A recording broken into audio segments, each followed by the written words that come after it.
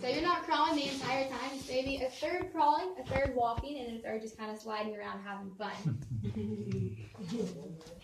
Now what we're walking through right now used to be a stream of rushing water slowly eroding away the rock. Once that water drained, that's when all the stalactites, stalagmites, and other really neat formations just slowly start to form. So just take your time and look around because it's pretty neat to see how most of this ceiling and the walls are 100% natural. It's also going to be drier right here than in other areas of the cave just because it's harder for the water to get all the way down here because we are about 135 feet underground.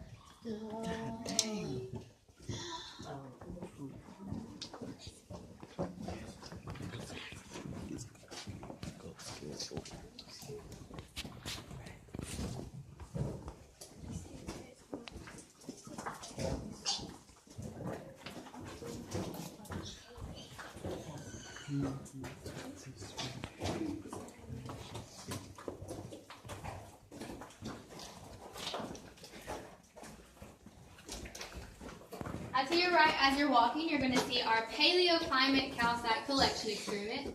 And what is happening is that white mineral directly above it, that's calcite. It's the main mineral in our cave and many others, so that calcite is slowly dripping beneath it directly onto a slab of glass. So every few months, a scientist comes and checks it out to see if he can determine exactly what the growth rate is in this area. And somehow you can tell the weather patterns and the minerals that are in the cave. That's why it's paleoclimate. Now, if you want an example of the growth rate in our cave, these little white tips above me are about an inch long, maybe a little more or a little less, but each of those white tips took about 100 years to grow. So as you go beneath it, please be very, very cautious. You do not want to accidentally knock one of those fragile pieces off.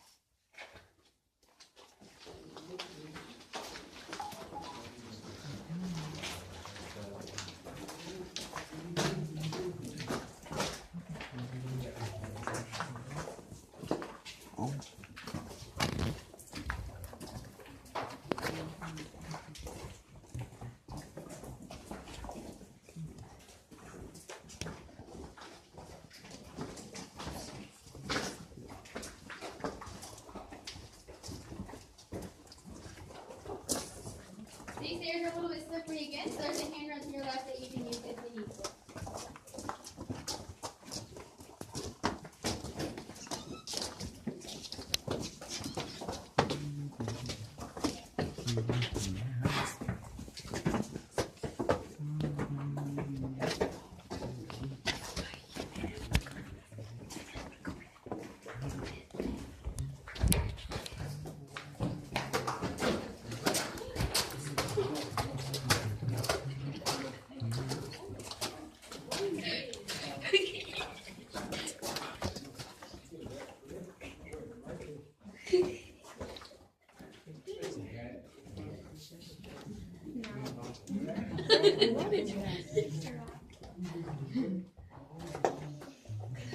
Now we're fixing to come up to our longest set of stairs. They are going to be pretty slippery, so there's a handrail on either side that you can use if you need to, but as you work your way down, make sure you look to the left. You're going to see we're now on the opposite side of the Crystal Palace room. You'll see Dead Fred to your left and back where we originally started. Dead Fred, you know the rock that you took?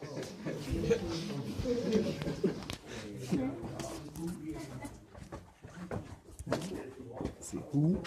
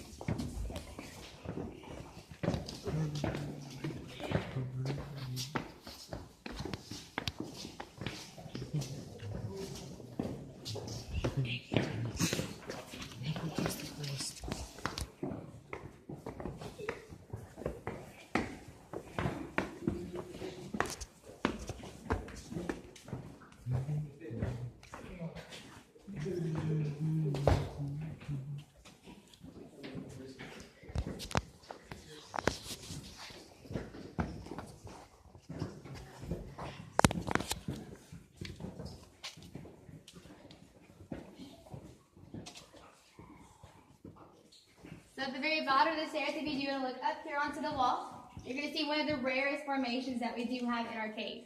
Now that is our cave shield.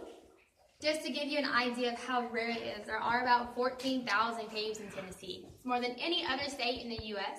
And out of those 14,000, only 3 contain a cave shield, us being one of them. Now what makes it so unique is the way that it's created. If you kind of like put your thumb over the end of the water hose, it's pretty much the exact same process that happens right here. But it has to be almost a perfect angle in order for those minerals to slowly build up over time.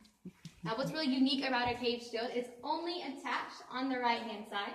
So as you go beneath it like I am, make sure you look up because there's about a foot of distance from the shield and the wall itself. So it almost looks like it's free hanging. And there's a puddle at the very bottom to your right, just watch out for that. But after you go beneath the shield, we're fixing to come to the absolute worst stairs in the cave. They're going to be very, very slippery. And they're also very poorly made. Remember, they were made back in the 30s. So just take your time and use the handrail to your right.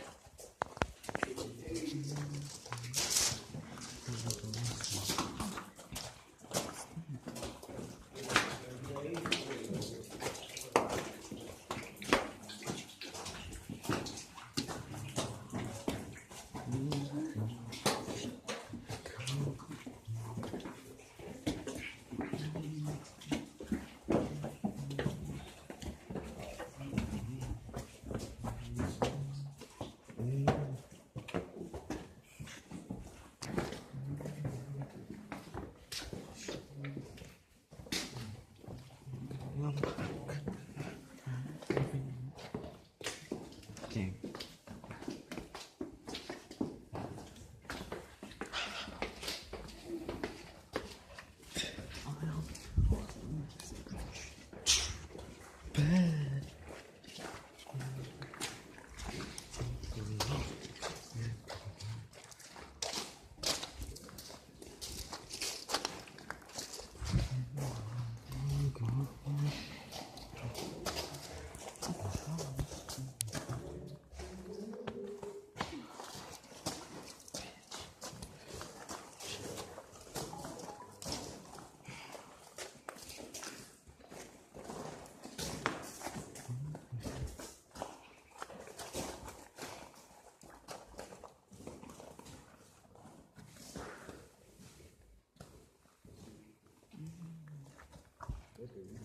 Now this is called the heart of our Crystal Palace room because we kind of have a heart formation right up here on the ceiling.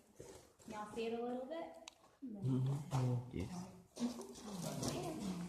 Now the way it was formed is through a process called breakdown. So all of these very large rocks you see around you, at one point in time were stuck up on the ceiling. And that carbonic acid I talked about at the very beginning slowly ate away at the rock till it was too weak, and they simply fell right back down to the ground. Now since this is the heart of our Crystal Palace room, back behind me we have to have our tunnel of love. Leo would always come down here and give his wife Ruby a kiss. We've even had a few looks proposed and a marriage or two. This is also a really good example of a natural arch in the ceiling. An arch is one of the strongest structures to be in, so believe it or not, this is the tornado shelter for this area.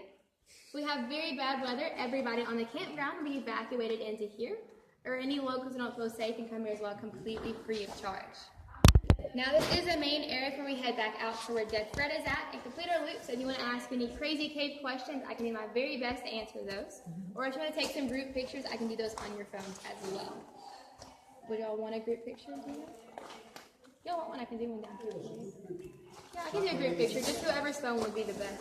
I can take it for you real quick. And then I can take one for y'all in a second if you would like.